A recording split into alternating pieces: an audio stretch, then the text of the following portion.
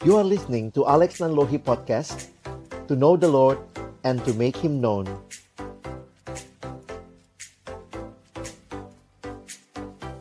Baik, terima kasih Pak. Terima kasih juga Bapak Ibu Guru dan anak-anak sekalian yang saya kasihi dalam Tuhan Yesus Kristus.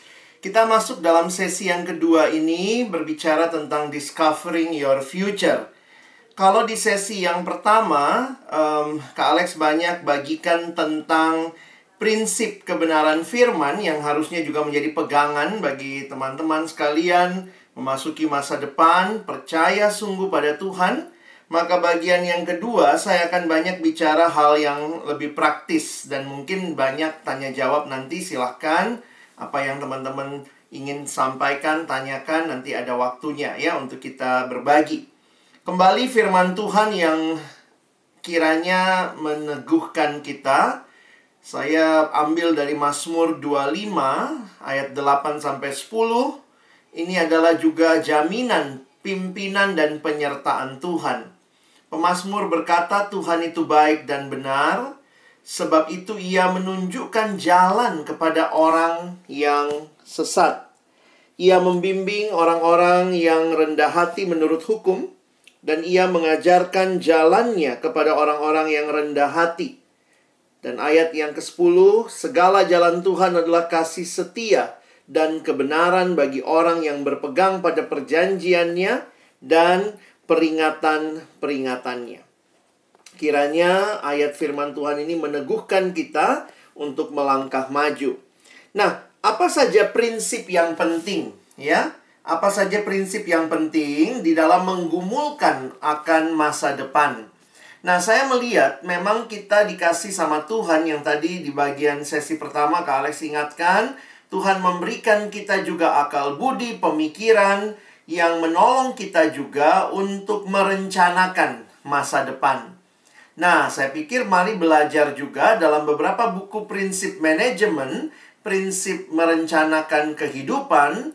Sebenarnya yang perlu kita pahami adalah bagaimana prinsipnya untuk menata masa depan kita.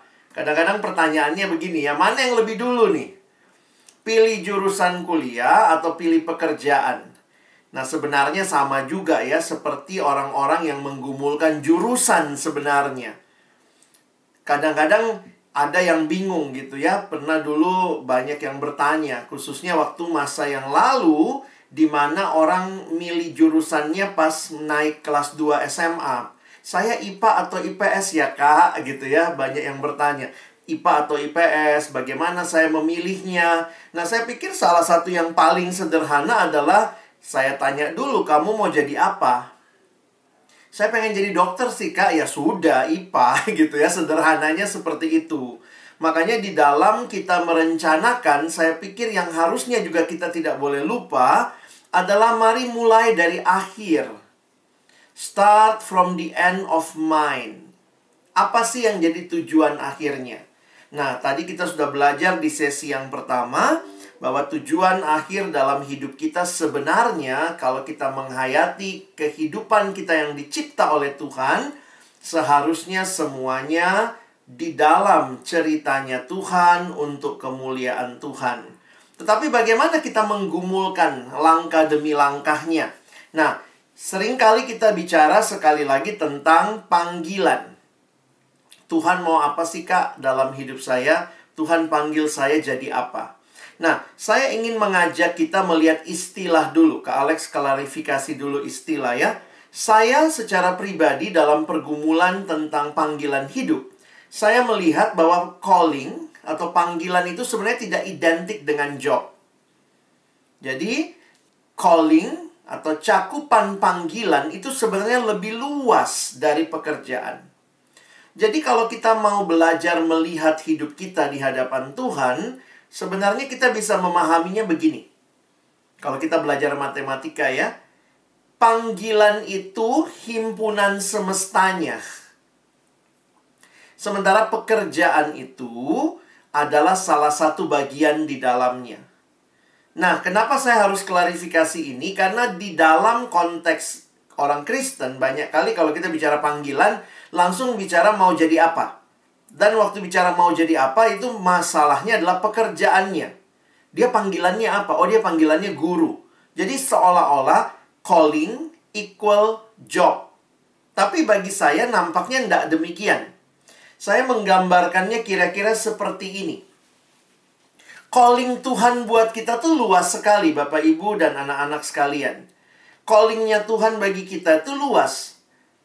Contohnya, Tuhan punya juga panggilan bagi kita untuk melayani. Tuhan juga punya panggilan untuk kita hidup berkeluarga. Nah, itu kan tidak dipenuhi dalam job. Jadi, sekali lagi, job itu hanyalah salah satu bagian di dalam panggilan yang sangat luas ini. Apa yang terjadi kalau kita melihat calling equal job? Kita jadi kayaknya mengecilkan panggilan dan bahkan memegahkan, membesarkan pekerjaan. Dan kayaknya beberapa orang ketika sudah berhenti bekerja, misalnya pensiun nih ya, langsung merasa kayak ya sudah, nggak ada lagi panggilan Tuhan buat dirinya. Padahal tidak demikian. Nah, jadi dari contoh yang tadi Kak Alex kasih di sesi sebelumnya, saya dalam tanya jawab tadi menjawab ya. Ada orang yang bertanya, Kak, bagaimana kalau ternyata saya sadar ini panggilan saya, tetapi orang tua tidak setuju. Nah, kemudian ini yang saya bilang tadi ya, saya sedikit memisahkan. Tidak semua panggilan kita itu dipenuhi di dalam job. Mungkin Tuhan akan menolong kita memenuhi panggilan itu di dalam hobi. Jadi kayak tadi ya, anaknya masuk ke kedokteran, tapi hobi main gitar dia nggak tinggalkan. Atau main gitarnya nggak ditinggalkan, dia aplikasikan itu sebagai hobi. Jadi sampai hari ini, dia dokter, tapi dia masih main gitar gitu ya. Kadang-kadang kalau lihat YouTube-nya, loh, ini dia lebih sering main gitar ketimbang nunjukin profesi dia sebagai dokter misalnya. Karena itu hobi yang dia tekuni. Jadi sekali lagi, kalau kita bisa melihat lebih luas, kita jadi tidak tertekan ketika apa yang kita mau tidak bisa terpenuhi dalam job, dalam pekerjaan. Karena ada juga cara Tuhan yang lain membuat yang kita inginkan itu bisa dipenuhi dengan jalan yang lain. Nah, bagaimana menemukan? Nah, ini kan jadi pertanyaan. Lalu bagaimana menemukan panggilan? Jadi kalau saya sederhanakan, bisa begini ya. Teman-teman bisa melihat panggilan itu luas, makanya itu bagi saya jadi sedikit lebih belakang. Lalu kemudian kita bisa lihat apa job, dan kemudian jurusan, kalau kita mau bicara mau kuliah jurusan apa. Karena itu, pagi ini Kak Alex ingin tolong teman-teman melihat bagaimana menemukan panggilan. Jadi saya sedang bicara panggilannya lebih luas. Nanti jobnya itu bisa kita menyusul, karena sekali lagi, bagi saya yang lebih utama adalah memahami panggilan Tuhan buat diri kita. Dan panggilan Tuhan itu lebih luas daripada sekadar job. Nah, sementara kalau kita memahami seperti itu, bagaimana memahami panggilan? Di dalam buku-buku tentang calling ada, ya saya simpulkan lah ya, ada banyak sebenarnya pendekatan. Tapi untuk hari ini saya pilih pendekatan dua sisi. Pertama, pendekatan pribadi. Jadi waktu kita bicara calling, maka kita harus gumulkan secara pribadi. Tetapi nanti yang kedua, kita juga harus melihat di mana kita hadir. Jadi calling itu bisa kita pahami dalam dua aspek, bagi pribadi, tetapi juga dengan konteks kehadiran kita. Contohnya, kita kan hadir di dunia. Dunianya di mana? Di Indonesia. Maka kita harusnya menggumulkan konteks panggilan kita dalam konteks Indonesia. Nah, kira-kira cara berpikirnya seperti itu. Nah, kita mulai dulu dari hal yang pribadi. Ya. Nah, mari teman-teman sekalian kita lihat. Bagaimana dong Kak saya tahu panggilan pribadi saya? Maka saya menyebutkan ada 3 hal yang bisa kita evaluasi, kita lihat di dalam menemukan panggilan pribadi kita. Pertama, yang disebut dengan providential call atau prinsip providensia. Yang kedua, prinsip talenta, talent call. Dan yang ketiga, prinsip hati ya, atau prinsip minat dan bakat, heart call. Nah, bagaimana ini? Ini bukan salah satu, tetapi harusnya tiga-tiganya. Nah, di dalam pelatihan secara psikologis juga banyak yang menggunakan pendekatan ini. Untuk misalnya sampai menemukan apa yang jadi panggilan, lalu dari panggilan itu kita bisa berpikir lebih jauh tentang apa pekerjaan yang memungkinkan untuk mencapai panggilan itu. Ya. Nah, apa yang dimaksud dengan, kita mulai dulu ya, providential call. Jadi dalam buku yang ditulis saya pakai yang Paul Stephen. Nah, Bapak Paul Stephen ini kasih pendekatan begini. Coba kita discerning the providential hand of God in our lives, our birth, our family, our education, our personality, our opportunities is part of discovering our personal vocation.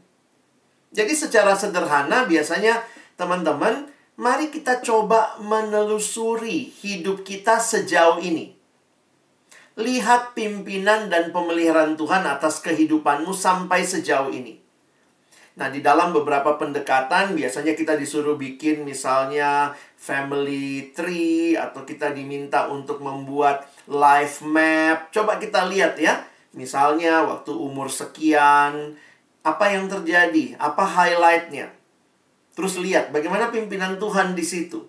Lalu lihat latar belakang family. Kenapa ya family saya? Kenapa Tuhan hadirkan saya di family seperti ini? Jangan-jangan itu juga ada jejak-jejak panggilan yang Tuhan sudah berikan melalui family kita. Nah, saya kasih contoh lah ya. Kak Alex kasih contoh. Jadi, teman-teman sebenarnya ini harus kita praktekkan. Jadi, coba misalnya kita gali tentang hidup kita. Nah, saya pribadi waktu melakukan ini, misalnya saya menemukan ya, kenapa ya saya dengar cerita dari mama saya pernah hampir meninggal waktu umur 8 bulan. Tapi kok nggak mati ya? Waktu itu saya kena diare, cairan sudah habis katanya, pokoknya udah kritis lah. Ya, tapi Tuhan selamatkan. Nah, cerita seperti itu tuh mempengaruhi hidup saya. Untuk melihat, ingat ya, kalau kamu hidup sekarang tuh ada yang Tuhan mau nih. Kalau enggak udah habis kamu dari umur 8 bulan ya.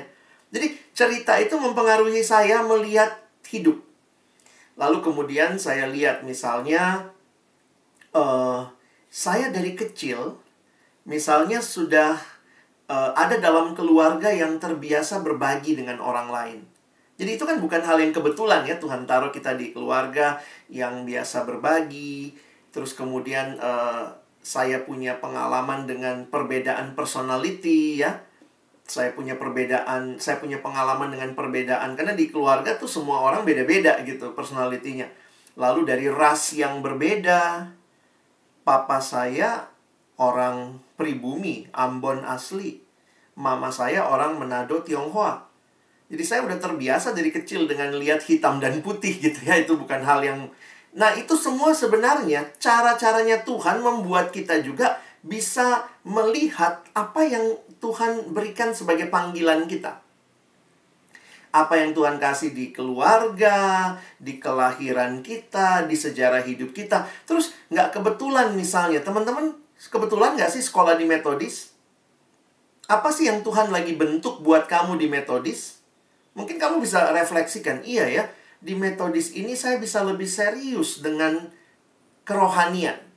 Karena apa-apa ada kebaktian, ada apa. Nah, itu semua adalah jejak-jejak yang Tuhan berikan untuk kita melihat panggilannya. Jadi memang providential call ini lebih banyak melihat ke belakang yang sudah kita lalui. Lalu lihat pimpinan, pemeliharaan Tuhan. Saya waktu itu coba sadari juga gitu ya.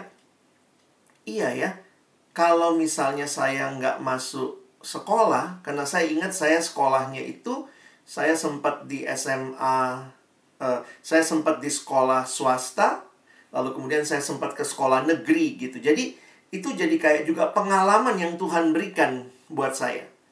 Nah, jadi menggali providential call, teman-teman perlu melihat pimpinan Tuhan. Coba buat semacam life map, lihat hidupmu, lihat pimpinan Tuhan sejauh ini. Ada satu anak pernah cerita gitu. Kak, aku kok rasanya dipimpin Tuhan jadi guru. Saya bilang, kok bisa? Dia bilang, pasti kan nggak kebetulan ya. Papaku guru, mamaku guru. Dan dari kecil aku tuh senang melihat mereka mengabdi, ngajarin orang. Kadang-kadang kalau perpisahan anak-anak bisa datang ke rumah, bilang terima kasih ke bapak ibu guru. Karena begitu melihat hidup mereka jadi berkat. Jadi saya melihat anak ini menemukan panggilan hidupnya dalam pengalaman keluarganya. Tentu nggak semua ceritanya sama ya. Ada juga anak guru yang nggak mau jadi guru. Kenapa? Lihat papa mama gue jadi guru. Nggak dah, gue nggak mau deh. Tapi ada yang, jadi cara Tuhan ini mesti kita lihat. Makanya ini adalah menemukan panggilan pribadi. Kak, kayaknya gue habis ini kerja deh. Kenapa? Iya, gue nemuin orang tuaku dari dulu bisnis gitu. Bisnisnya, dan waktu dari kecil aku pernah coba bisnis, Kak, pas SD. Ada yang pernah cerita gitu. Dia coba bisnis SD, jadi SD udah jualan ini, bisa gitu. Sehingga dia mengatakan, bukannya gue nggak mampu kuliah, Kak. Tapi gue kayak merasakan dalam pengalaman hidup, aku dituntun berbisnis. Misalnya seperti itu. Ya, jadi ini salah satu ya. Bukan satu-satunya. Providential call salah satu. Nanti harus digandeng sama talent call dan heart call. Oke? Jadi yang kedua, masuk ke talent call. Prinsip talenta. Dari mana kita tahu panggilan Tuhan? Lihat juga apa sih bakat, talenta yang Tuhan kasih, yang diberikan oleh Tuhan dalam hidup kita. Itu juga bagian dari apa yang Tuhan panggil kita. Maksudnya begini, nggak mungkin dong Tuhan panggil kamu misalnya untuk jadi dokter, padahal kamu takut lihat darah gitu ya. Begitu lihat darah pingsan, terus yakin banget panggilanku dokter. Ya enggak lah, mungkin kamu harus cari lihat hal yang lain. Karena itu sudah jadi semacam ciri atau satu bagian yang Tuhan mungkin juga sudah berikan dalam bakatmu.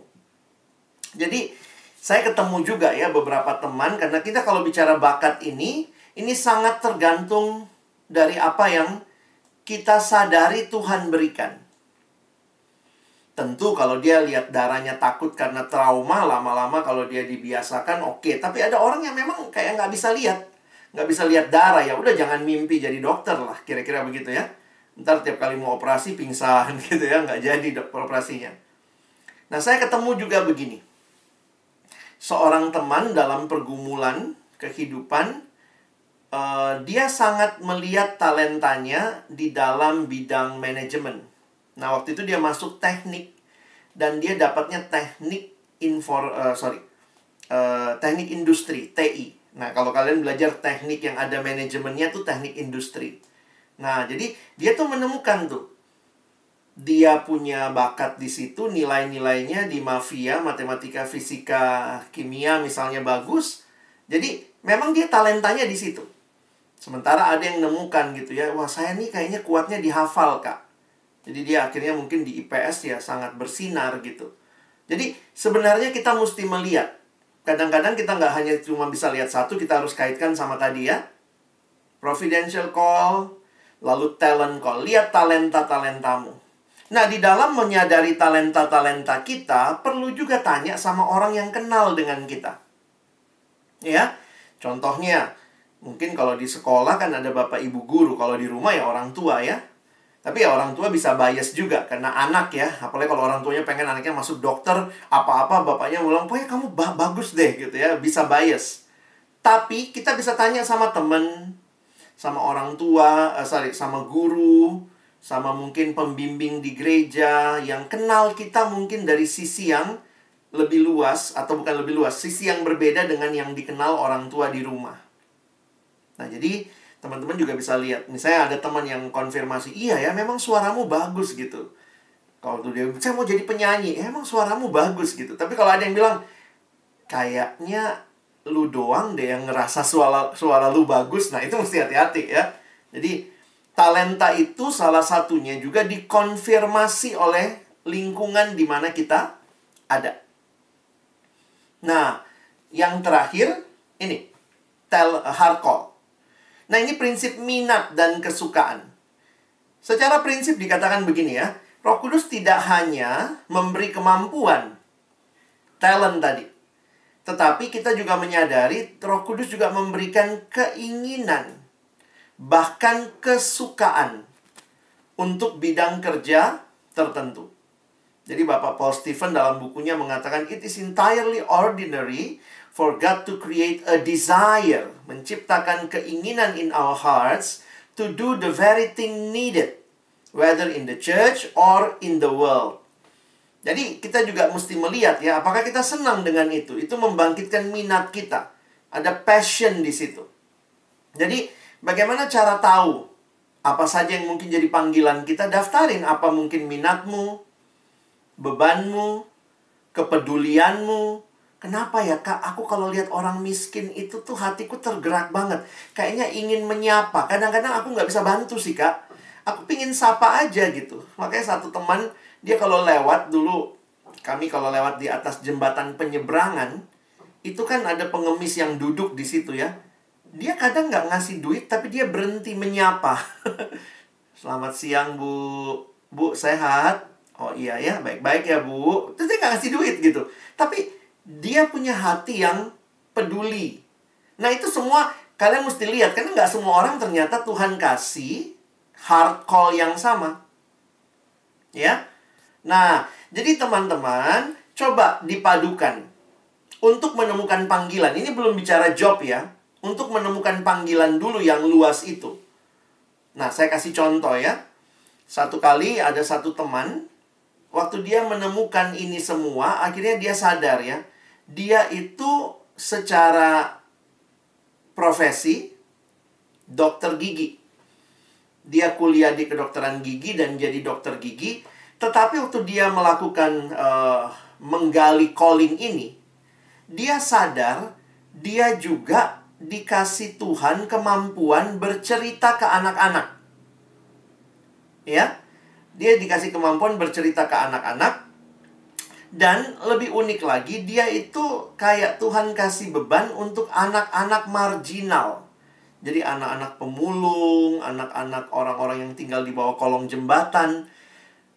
Dan jujur aja, ini nggak klop dengan pekerjaannya dia. Karena waktu itu, di dalam pekerjaannya dia jadi dokter yang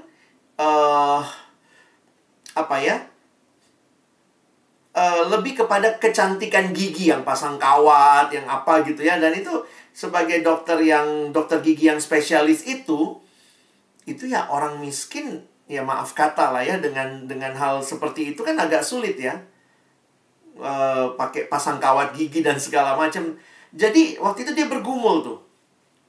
Dia punya job sebagai dokter gigi, tetapi ada passion, ada talent yang Tuhan kasih. Tuhan juga kasih talent cerita ke anak-anak. Tuhan kasih juga talent untuk ini. Akhirnya dia jadi guru sekolah minggu. Nangkep maksud Kak Alex ya? Jadi tidak semua calling kita dipenuhi dengan job. Karena bisa aja kan, kalau jobnya memungkinkan, dia jadi dokter gigi anak. Tapi dia juga sadar, dia tidak terbuka kesempatan itu. Jadi dia tetap jadi dokter gigi, spesialis kecantikan gigi gitu, ortodontis gitu ya. Tetapi dia mengembangkan kesukaannya bercerita ke anak-anak dengan cara melayani. Jadi nangkep ya, panggilan itu tidak semuanya melalui job. Makanya jangan cuma punya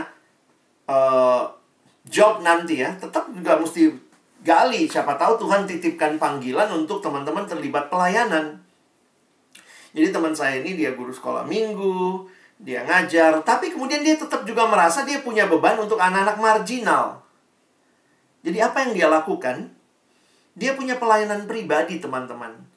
Setiap hari Sabtu, kira-kira sebulan sekali misalnya, dia jadwalin, dia pergi ke kolong-kolong jembatan, di bawah rel kereta gitu ya, ke pemulung-pemulung gitu ya. Dia kadang-kadang cuma datang, dia datang sendiri, dia beli biskuit, satu dos gitu, satu kaleng. Misalnya beli konggoan, dia beli, Terus udah dia datang ke bawah kolong jembatan, dia ngobrol-ngobrol sama anak-anak di situ sambil makan biskuit. Nah, mungkin dia dari situ dia mulai bercerita, dia ajarin mereka untuk, saya dokter loh, nanti mesti cuci tangan ya, mesti bersih, coba lihat giginya semua, ayo giginya rajin disikat ya.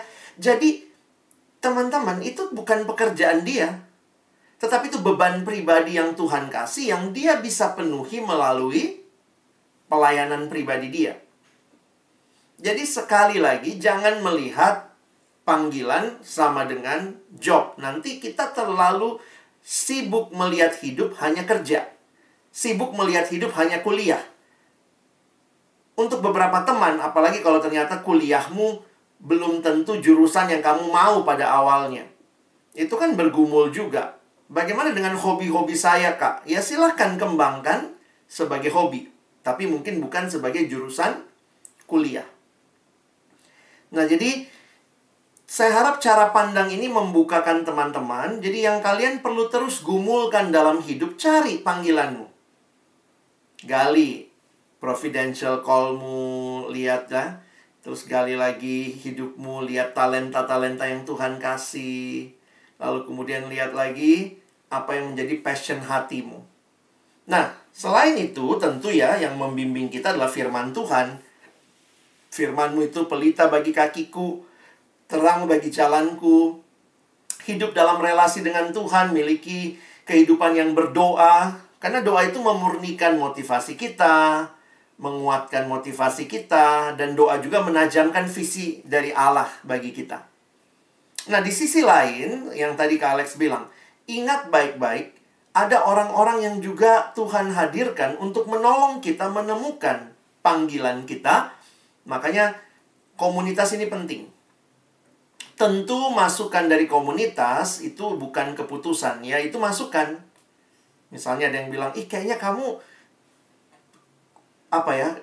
Misalnya ada satu teman waktu itu saya lihat ya, dia tuh orang belakang layar. Dia kalau di belakang layar tuh semua beres deh. Dia ngatur ini, ngatur ini. Tapi kalau disuruh di depan, dia gemeteran. Jadi memang akhirnya kita lihat, iya ya, lu kayaknya orang belakang layar deh. Jadi kita kayak meneguhkan dia, dan dia akhirnya jadi banyak berkembang di dalam mensupport. Jadi dia bukan orang yang tampil di depan, tapi justru support di belakang. Nah, peran komunitas bisa menolong kita untuk lebih objektif dan realistis. Karena kalau kita sendiri menilai diri kita, jangan-jangan kita menilainya ketinggian atau kerendahan. Ya, ada orang, aduh saya nggak bisa Kak, saya nggak bisa. Padahal kita lihat lu bagus tadi waktu worship leader. Udah deh, lu bisa gitu ya. Nah itu komunitas bisa menolong kita. Komunitas juga bisa menolong kita melihat hal-hal yang kita belum sadari. Dan juga bisa meneguhkan apa yang sudah kita miliki. Makanya memiliki ya relasi, masukan dari orang tua tentunya, guru, teman. Nah dan secara psikologis sekarang banyak kan tes minat bakat. Teman-teman bisa lakukan itu. Dan saya pikir mungkin di sekolah sudah pernah dilakukan juga ya. Jadi dites tuh minatnya apa. Minat itu kan passion. Lalu bakatnya apa. Nah nanti itu semua bisa kita lihat. Jadi memang kalau ditanya, kalau gitu saya mesti kuliah apa Kak? Memang tidak ada kuliah yang bisa memenuhi semua callingmu. Tapi teman-teman mesti memilih yang mana yang mau dijalani. Nggak mungkin kan semuanya ya. Nggak ada kan jurusan dokter gigi, peduli anak miskin, dan juga senang cerita ke anak. Itu gimana? Akhirnya dia harus memenuhinya lewat kuliah untuk dokter giginya, lewat pelayanan untuk kesenangan cerita ke anak-anak, jadi guru sekolah minggu, lewat pelayanan pribadi kepada anak-anak marginal. Jadi memang tidak bisa kita katakan ada satu kuliah yang menampung semua itu. Wah, kayaknya terlalu ideal, ya. Nah, makanya teman-teman perlu menggumulkan 3 call ini untuk pribadi. Nah, tapi bagaimana lagi, Kak? Untuk hal yang bukan pribadi, hal dunia. Saya pikir Tuhan tidak sekadar hadirkan engkau dan saya di dunia tanpa rencana. Karena itu, secara komunal saya lihat calling kita bisa juga diselaraskan dengan apa yang jadi kebutuhan dunia. Beberapa anak dalam masa pandemi ini sangat ingin jadi dokter. Kenapa? Ketika melihat pandemi, bahkan beberapa keluarganya terpapar, sampai akhirnya kehilangan keluarga yang dikasihi, kemudian muncul tekad gitu ya, Tuhan, dunia butuh dokter. Wah, jadi ada tuh, karena dia melihat kebutuhan dunia. Ada lagi yang pernah cerita sama saya tanya, kamu mau masuk apa? Kadang-kadang agak jarang ya saya ketemu ya. Dia anak sekolah swasta, orang Chinese, tiba-tiba ditanya mau jadi apa, dia bilang mau jadi guru. Hah? Kayaknya itu jarang-jarang banget gitu ya. Terus kemudian dia cerita, ya Kak, saya merasa penting banget membangun pendidikan. Jadi sebagai seorang yang dari etnis Chinese, tapi dia ambil kuliah justru di kampus yang mungkin banyak pribuminya, karena di situ misalnya ke pendidikannya atau keguruannya bagus begitu. Jadi saya pikir yang menggerakkan dia apa? Dia melihat kebutuhan dunia. Dunia butuh guru. Ada satu anak lagi kemarin tiba-tiba sharing, Kak, doakan saya siap ke Papua. Waduh, kenapa? Jadi apa di sana jadi guru? Dia ngelihat kebutuhan. Jadi kadang-kadang Tuhan bukakan kepada kamu panggilan juga dengan membukakan kebutuhan dunia, termasuk waktu kamu nonton televisi, baca, mungkin lagi nonton drama Korea, begitu nonton kayaknya iya ya, saya pengen sekolah hukum nih, sekarang ada film Law School misalnya gitu ya, langsung kayaknya punya keinginan itu. Jadi lihat juga ya, makanya coba bergumul kebutuhan Indonesia. Dan bagi saya ini jadi menarik, karena beberapa orang akhirnya tidak hanya berpikir saya mau kerja apa yang banyak uang buat diriku, tetapi berpikir lebih luas. Tuhan kayak berikan cara berpikir. Lihat, Indonesia butuh apa? Dan maukah engkau dipakai Tuhan melalui jurusan yang kau pilih waktu kuliah, pekerjaan yang kau pilih untuk dipakai Tuhan menjawab kebutuhan Indonesia yang Tuhan kasihi ini. Nah, jadi teman-teman juga, saya ingat ya kalimat firman Tuhan jelas. Kamu adalah garam dunia. Kamu adalah terang dunia. Saya melihat itu Tuhan jelas loh. Tuhan nggak bilang gini ya. Tuhan nggak ngomong, kamu adalah garam. Kamu adalah terang. Tidak. Tuhan jelas, kamu adalah garam dunia. Tuhan kasih konteks di mana kita harus hadir sebagai garam. Garamnya hadir di mana? Di dunia. Kamu adalah terang dunia. Di mana terang itu hadir? Di dunia. Jadi Tuhan tidak panggil kita sekadar hidup buat diri kita sendiri. Kalau kita mengerti panggilan kita, di dalamnya ada kebutuhan dunia. Garam kan bukan hanya kumpul sama garam. Garam kumpul sama garam jadi gudang garam ya. Tuhan bilang kamu garamnya di dunia, hadirnya di dunia. Karena itu selalu tanya, Tuhan apa ceritamu buat hidupku? Saya pengen kuliah kedokteran, tapi ini untuk apa? Apa yang Tuhan mau genapkan melalui kuliah ini? Jadi kamu juga bisa jadi melihat kebutuhan dunia yang Tuhan bukakan. Ya, nah itu perlu untuk kita pikirkan. Jadi secara prinsip bisa begini ya. Kenal Allah, kenal diri, kenal dunia. Ya, kenal situasi. Ya kita mungkin nggak langsung lihat dunianya, kita lihat Indonesia nih. Indonesia ke depan butuh apa sih? Oh, butuh orang bidang IT. Oh, butuh orang bidang apa? Nah, mari doakan sungguh-sungguh supaya kehadiranmu jadi garam dan terang. Jadi coba misalnya lakukan ya exercise ini sambil jalan. Karena begini loh, Kak Alex melihat sebenarnya ini bukan hal yang berhenti dan statis. Karena menemukan panggilan kita itu seiring dengan berjalannya waktu.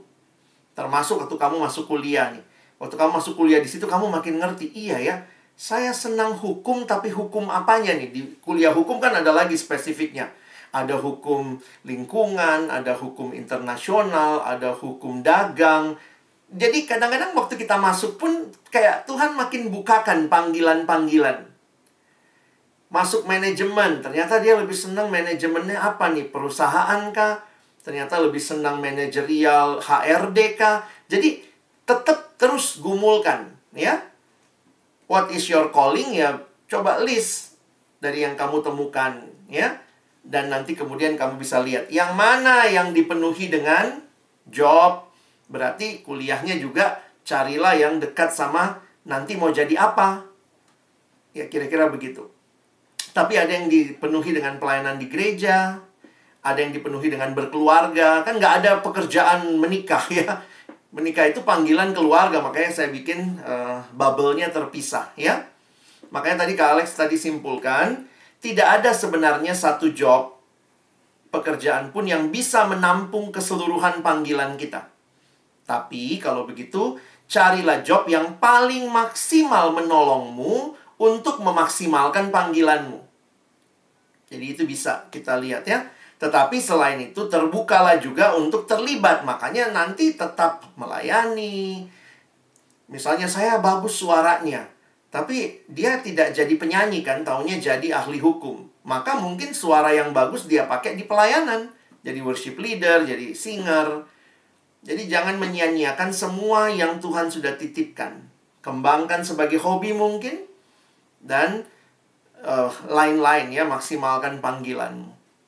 Jadi saya tutup dengan ayat ini. Paulus berkata di 1 Korintus 10 ayat 31, "Aku menjawab, jika engkau makan, atau jika engkau minum, atau jika engkau melakukan sesuatu yang lain, lakukanlah semuanya itu untuk kemuliaan Allah." Saya makin sadar ya waktu baca ayat ini, hal yang kayaknya kalau anak Jakarta bilang receh banget gitu. Makan, minum, itu kan kayaknya receh banget ya. Tapi Paulus bilang makan untuk kemuliaan Allah. Minum untuk kemuliaan Allah. Berarti semua yang lain pun untuk kemuliaan Allah. Saya berharap mari kita bangun hidup yang fokusnya adalah untuk memuliakan Allah. Tuhan, nanti apa pilihan kuliahku? Untuk memuliakan Allah. Tuhan, apa nanti mungkin kesempatan kerja yang aku ambil? Kiranya itu untuk memuliakan Allah. Jadi teman-teman bisa mulai menggumulkan ya. Tentunya sekarang sebenarnya agak terlambat ya, karena kalian sudah akan kuliah. Harusnya yang sesi seperti ini yang dapat anak kelas 1 ya, anak kelas 10 ya, supaya mereka bisa merencanakan ke depan. Mulai menggali, mulai bertanya, mungkin ikut tes ya. Dan dari situ kita sama-sama akan tiba pada keputusan, Tuhan, masa depanku biarlah di dalamnya ku persembahkan untuk kemuliaan Allah. Terima kasih, saya berhenti sampai di sini. Saya persilahkan Bapak Ibu atau juga anak-anak, adik-adik, kalau ada yang mau ditanyakan, saya persilahkan.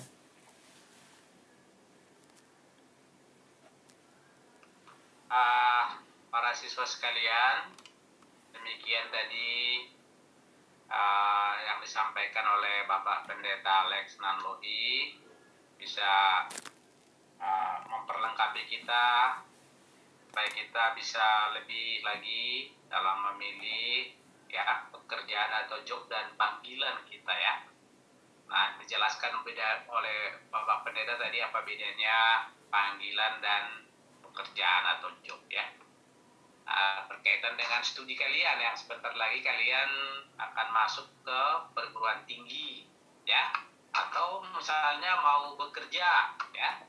Misalnya ini ya, saya mau bekerja dulu tahun ini, tahun depan mau jadi kuliah lagi ya. Ada banyak rencana yang kalian miliki. Nah, seandainya ada pertanyaan silakan disampaikan ke Bapak Pendeta Alex Nanlohi. Beliau akan membantu menjawab apa yang jadi ganjalan di hati kita atau yang belum jelas dalam pikiran kita ya, supaya kita bisa lebih terbuka wawasannya. Silakan, boleh langsung atau di chat, boleh silakan.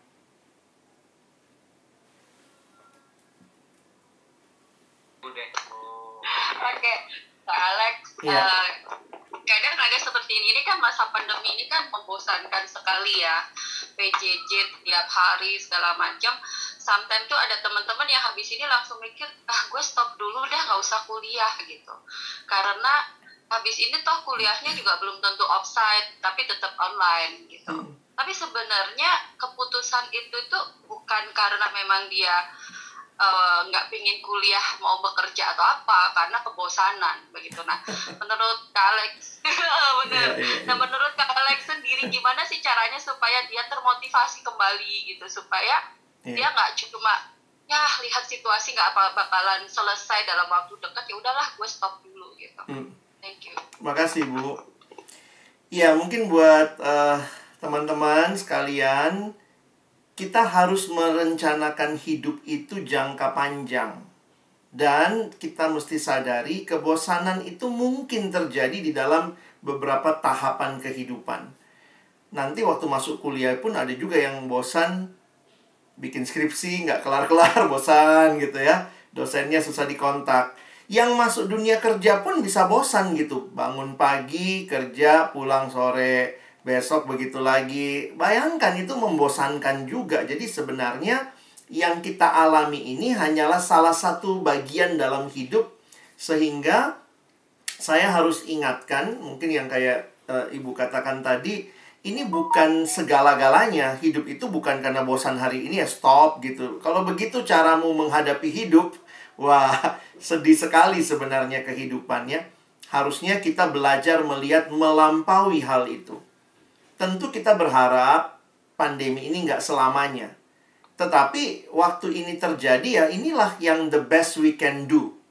Belajar online, jarak jauh, bahkan kuliahnya pun. Jadi jangan karena kebosanan maka membangun hidup yang panjang itu kita abaikan.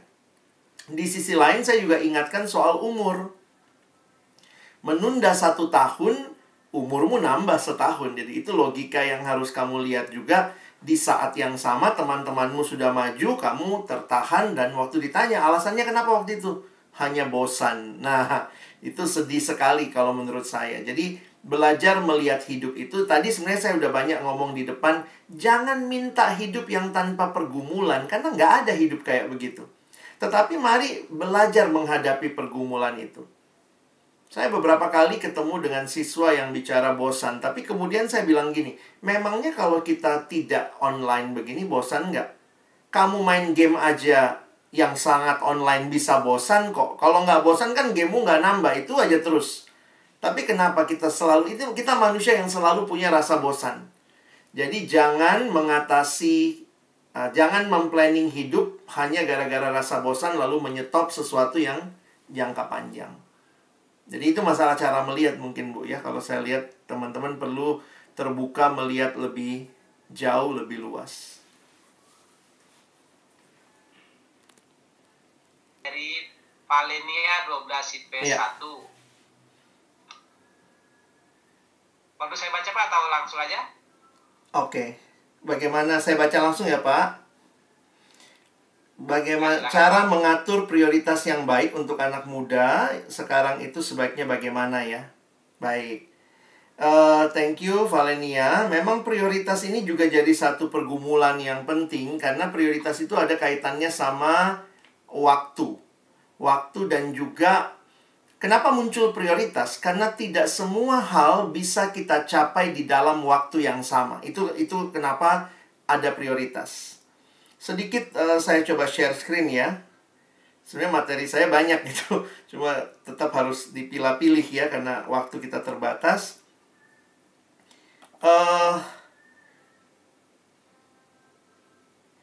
Waktu bicara prioritas, biasanya kita akan bicara hal ini.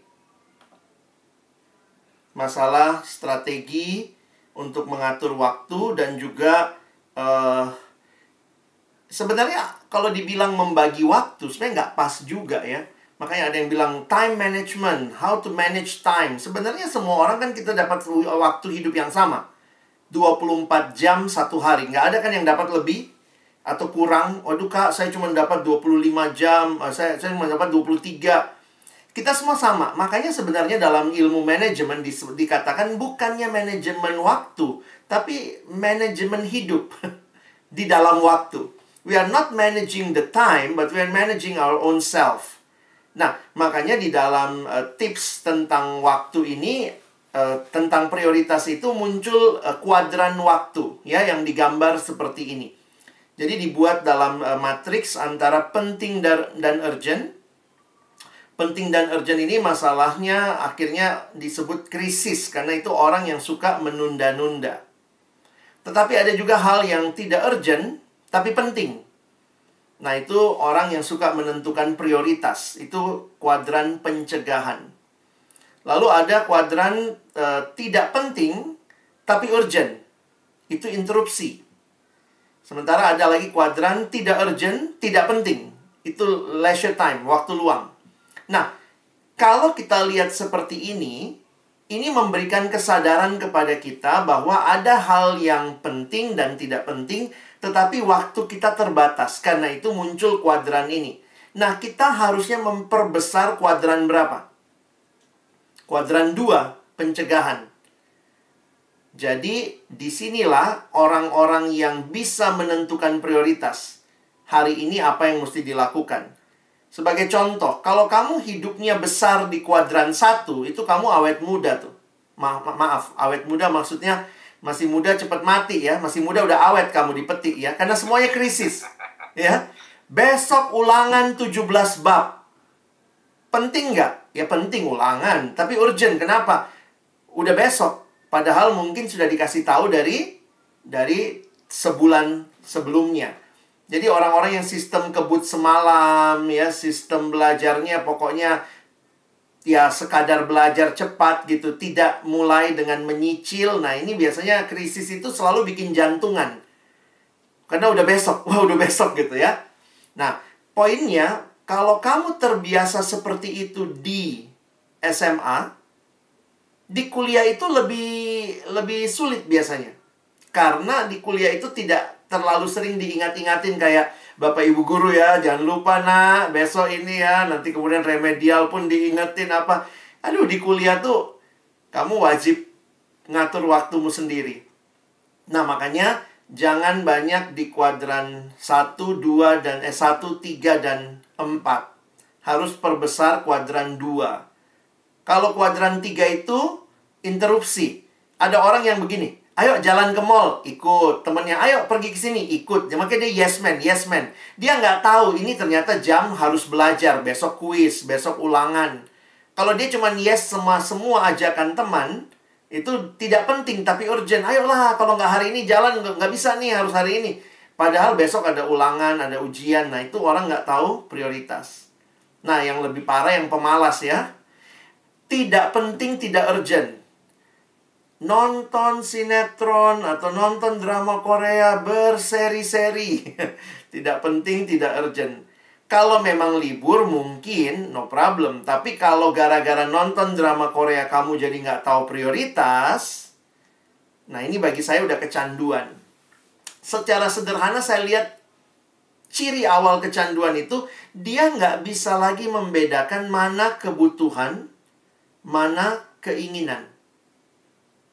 Kamu pelajar. Selama kamu pelajar, kamu prioritas utamanya belajar. Tapi kalau kamu sudah sibuk, waktumu nonton sampai tengah malam, besok paginya ngantuk di kelas, ya sudahlah matiin cam, gurunya nggak lihat tidur. Nah, itu kamu udah mulai ciri-ciri awal kecanduan. Nggak sanggup lagi membedakan mana prioritasmu. Nah, jadi sebenarnya dalam ilmu-ilmu manajemen sederhana banyak ditolong untuk bisa mengatur prioritas. Nah, tapi ini sangat dibutuhkan disiplin diri. Ya, mungkin itu dulu.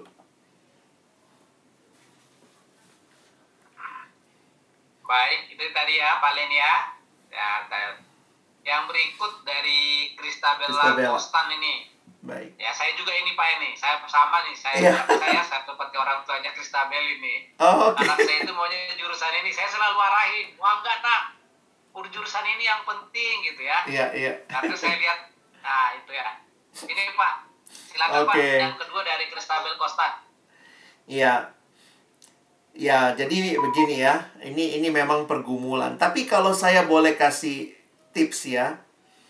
Kalau nanti kamu jalani dan di tengah-tengahnya merasa tidak nyaman, maka saya ingatkan, bertahanlah untuk selesaikan sampai lulus. Kalau saya lihat, menyelesaikan masalah itu begini ya, jangan belum selesai satu masalah kita buat masalah baru. Saya pikir itu prinsip hidup. Selesaikan masalah itu, sesudah itu mungkin kamu akan bisa, kalau kamu udah lulus di jurusan yang orang tua pengen. Karena ada juga begini, waktu dia masuk, dia makin cinta dan makin jatuh cinta, dan akhirnya berkata, makasih juga ya papa mama ya, akhirnya saya masuk sini. Tapi ada juga yang memang waktu masuk tidak merasa itu bagian yang dia sukai. Tetapi dengan kamu bisa masuk, sebenarnya itu menunjukkan kamu punya kemampuan dasar. Mungkin nilaimu nggak A, nggak B, tapi C, tapi bisa lulus. Nah, makanya buat teman-teman yang sedang dalam situasi yang seperti itu, saya biasanya kalau mahasiswa bilang, Kak, saya udah nggak betah nih, udah nggak pengen lanjutin, tapi gimana ya? Saya bilang nggak, sebagai anak yang dikuliahkan, tanggung jawabmu selesaikan dengan baik. Mungkin bukan dengan excellent, tapi dengan baik saja. Sesudah itu, kalau kamu sudah tanda kutip bisa lebih mandiri, kamu bisa pilih jurusan yang kamu suka. Termasuk saya ingatkan, selesaikan dengan baik. Sementara apa yang kamu pengen, kembangkan aja dengan otodidak. Sekarang belajar di YouTube juga bisa kok. Misalnya, saya senang desain, Kak. Orang tua maunya masuknya manajemen, karena manajemen katanya peluang kerjanya lebih banyak daripada desain. Desain itu kayaknya makin sulit sekarang, makin ini. Jadi akhirnya dia masuk manajemen, tapi dia suka desain. Ya udah, desain itu dilakukan sebagai hobi, belajar mandiri begitu. Nah, kalau pakai perbandingan ya, maaf ini Kak Alex pakai perbandingan. Siapa yang suka SMA? Siapa yang senang belajar di SMA?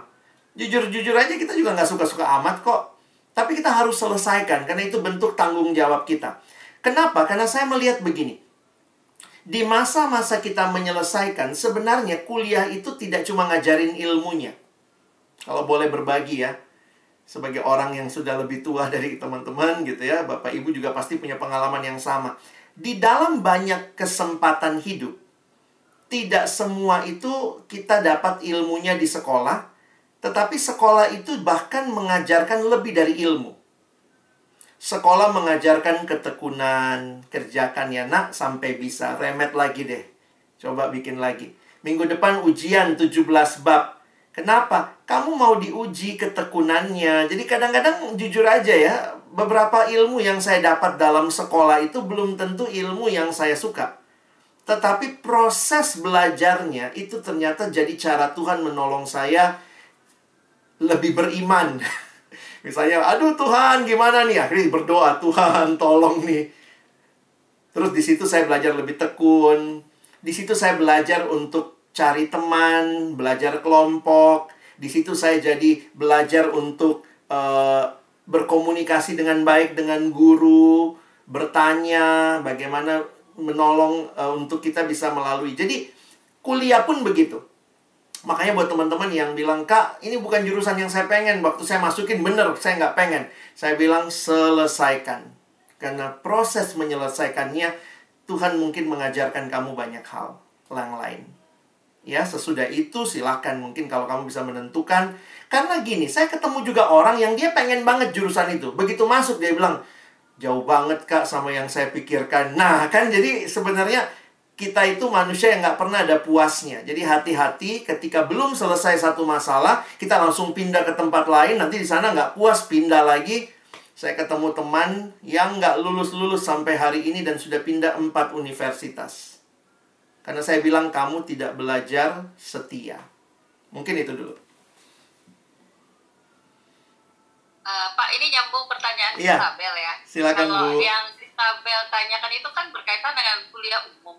Nah, bagaimana dengan teman-teman yang karena mungkin orang tuanya hamba Tuhan, pelayan gereja, gitu ya, terus maksain mereka sekolah teologi, Pak. Saya pernah nemuin 2 orang teman begitu. Ya, begitu ya. Saya bilang, kenapa harus masuk sekolah teologi? Bapak gue yang mau, gitu kan. Tapi ternyata setelah dia jalani 2 tahun, emang bukan itu panggilannya. Iya, gitu. iya. Nah, kira-kira seperti apa? Terima kasih, Pak. Secara khusus saya mungkin tambahkan begini ya, Bu. Karena jujur, saya kalau ngomong di depan anak-anak, saya selalu bilang selesaikan.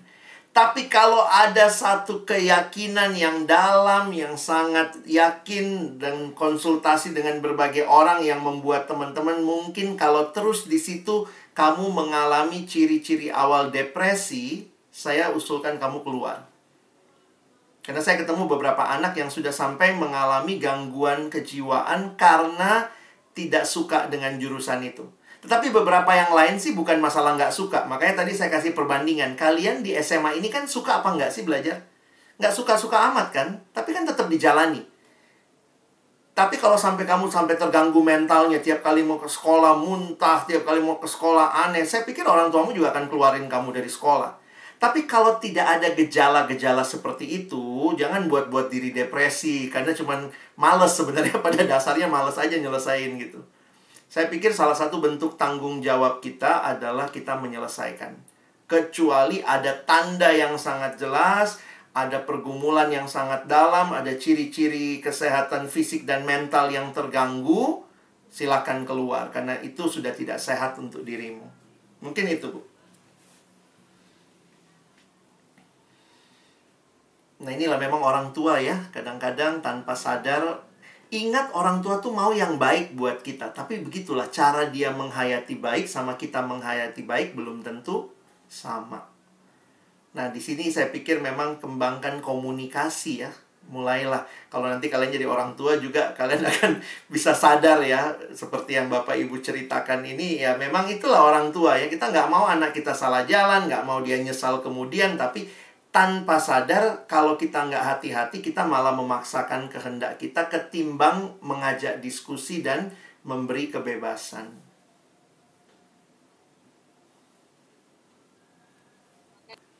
Tidak Ada semua. lagi?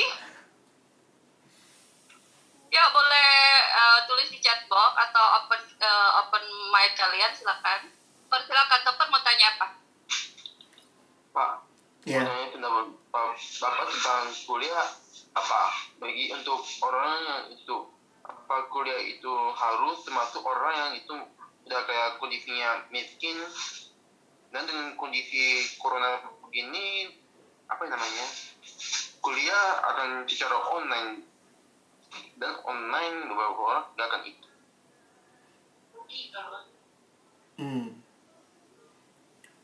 Oke, thank you Christopher. Saya pikir ini kembali teman-teman mesti bicarakan juga lebih jauh sama orang tua ya. Karena di Indonesia, sekali lagi budaya kita di timur, anak ada di dalam tanggung jawab orang tua. Jadi kan nanti bicara uang kuliahnya bagaimana. Kadang-kadang mungkin juga orang tua melihat ini lagi kondisi online, lu kagak ke sekolah, belajarnya dari rumah, gue bayar uang sekolah penuh, nanti bayar uang kuliah penuh. Jadi kayaknya jadi kayak pertimbangan. Nah, tapi bagi saya begini, lihatlah ini sebagai sebuah kondisi yang tidak seharusnya, dan berharap sih ke depan bisa berubah. Nah, kalau teman-teman punya kesempatan kuliah, ya ini dari perspektif saya ya.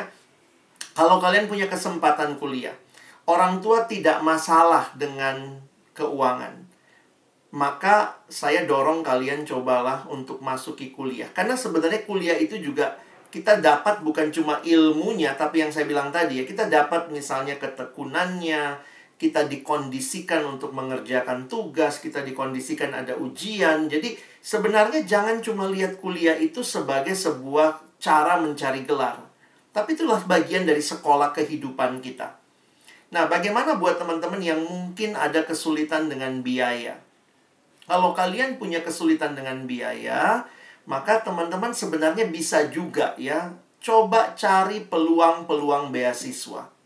Memang saya harus sadari betul, di banyak kampus, peluang beasiswa itu terjadi waktu sudah masuk. Jadi, banyak yang sudah masuk, barulah di dalamnya dia jalani, baru tiba-tiba ada banyak peluang beasiswa. Tapi, kita juga tahu ada beberapa, mungkin ya saya mesti katakan mungkin ada gereja, ataupun mungkin juga ada yayasan, lembaga yang melihat untuk anak-anak yang punya kemampuan tetapi dari keluarga yang kurang mampu, mereka bisa memberikan bantuan subsidi untuk kuliah. Jadi jangan lihat masalah ini online, kayaknya bayarnya sia-sia. Lihatlah sebagai sebuah proses belajar yang lebih utuh. Nah, tapi ini mungkin tips juga buat teman-teman ya. Untuk beberapa kondisi keluarga yang memang mungkin sulit, maka kita belajar untuk tidak belajar untuk ambil keputusan dalam konteks lah ya. Misalnya untuk beberapa teman saya lihat ada yang menunda kuliah, dia kerja dulu. Kerjanya ngapain? Kumpulin duit buat kuliah. Ada juga yang mungkin melihat saya masih punya beberapa adik, kalau saya kuliah mungkin mereka akan sulit biayanya, sehingga dia dengan rela hati menunda kuliah. Nah, ini ada beberapa tips sebenarnya ya buat teman-teman. Sebentar. Kalau saya lihat di materi yang biasa saya bawakan juga, sebenarnya saya kasih beberapa tips buat teman-teman yang mungkin belum punya kesempatan kuliah gitu. Nah, bagi yang belum punya kesempatan kuliah, kalian bisa tetap mengembangkan beberapa hal ini. Baik kamu belum bisa kuliah karena nggak lulus, ya, atau tidak dapat sekolah. Kalaupun mau kerja, ya mungkin Kak Alex mesti jujur bilang ya, sekarang juga cari kerja susah. Apalagi cuma lulusan SMA. Saya pakai kata cuma ya. Yang lulusan kuliah aja susah. Karena itu makanya saya bilang tadi, kalau tidak masalah, saya dorong kalian kuliah. Ya. Karena itu mungkin akan jadi bekal yang lebih baik lagi untuk kalian masuk untuk bekerja. Tetapi kalau tidak bisa kuliah, tidak bisa kerja juga, atau belum dapat kerja, maka pertama, tetap pelihara semangat hidup dan belajar. Belajar itu sekarang sangat luas. Berbagai media bisa kita pakai belajar. Perluas pergaulan dengan mereka yang memiliki hidup yang positif, produktif, dan berprestasi. Saya suka melihat ada orang yang begitu dia nggak kuliah, dia nggak bisa, belum dapat kerja juga, tahu-tahu narik diri. Nggak mau ketemu orang, malu. Ya akhirnya pergaulanmu hanya dengan dirimu, lama-lama depresi itu. Ya. Kalau kamu belum bisa kuliah, temanmu kuliah, tetap berteman sama dia. Tanya sama dia, lu belajar buku apa di kuliah? Boleh dong bagi-bagi gua. Ada makalah yang lu bikin, gua mau dong baca. Kita mesti punya semangat untuk belajar, walaupun kita tidak punya kesempatan yang sama. Saya dulu pengen banget kuliah di luar negeri. Dan saya nggak punya kesempatan itu waktu awal-awal ya. Dan masa-masa itu apa yang saya lakukan? Saya cari beasiswa luar negeri 2 tahun. Tapi kemudian yang saya lakukan adalah saya tanya sama teman yang di luar negeri. Lu belajar apa? Kirimin dong makalahnya, ada buku nggak yang bisa dibaca? Jadi saya pun akhirnya kayak merasa kuliah di luar negeri padahal di Indonesia. Karena saya nggak tutup komunikasi dengan teman-teman yang belajar. Ya. Cari lebih banyak, cari tahu lebih banyak tentang bagaimana dapat sekolah atau kuliah ya, ataupun kerja di masa yang akan datang. Tanya, kira-kira kalau ke depan nih orang butuh orang yang bagaimana? Sehingga itu kalian bisa isi waktu dengan baik. Misalnya ambil kursus buat teman-teman yang belum sempat kuliah. Jangan mager gitu ya, main game aja, pokoknya di kamar aja, ketemu orang pun malu gitu. Jangan begitu. Belajar dari orang lain sesuatu yang produktif. Ya, jadi misalnya kalian minta aja gitu, datang ke tempat mana, boleh nggak saya magang di sini? Aduh, kami nggak buka magang, pokoknya saya belajar misalnya, ikut aja gitu ya, nggak mesti dibayar, kalian tawarkan diri. Misalnya juga bisa lihat orang lainnya. Saya punya media sosial, tetangga kita misalnya lagi jualan apa. Boleh nggak saya fotoin, saya bantuin promoin? Itu nggak apa-apa. Jadi, lakukan sesuatu yang kamu juga bisa menjadi berkat buat orang lain ya. Nah, itu bantu orang tua atau keluarga lain. Aktif di kegiatan gereja, jangan nggak datang. Begitu nggak kuliah, nggak kerja, malu datang gereja. Kenapa? Karena memang suka ditanya, lu kuliah di mana? Nggak apa-apa, gue belum kuliah. Puji Tuhan, ini kesempatan gue belajar lebih banyak gitu. Tawarkan diri jadi sukarelawan. Yang Kak Alex bilang tadi ya, tawarkan diri untuk magang, nggak dibayar nggak apa-apa, saya mau belajar misalnya. Nah, persiapkan diri untuk seleksi selanjutnya. Jadi sebenarnya hidup itu bukan masalah kuliah nggak kuliah, kerja nggak kerja sih. Hidup itu terlalu luas untuk kita khususkan hanya masalah kuliah nggak kuliah ya. Mungkin itu tambahan saya.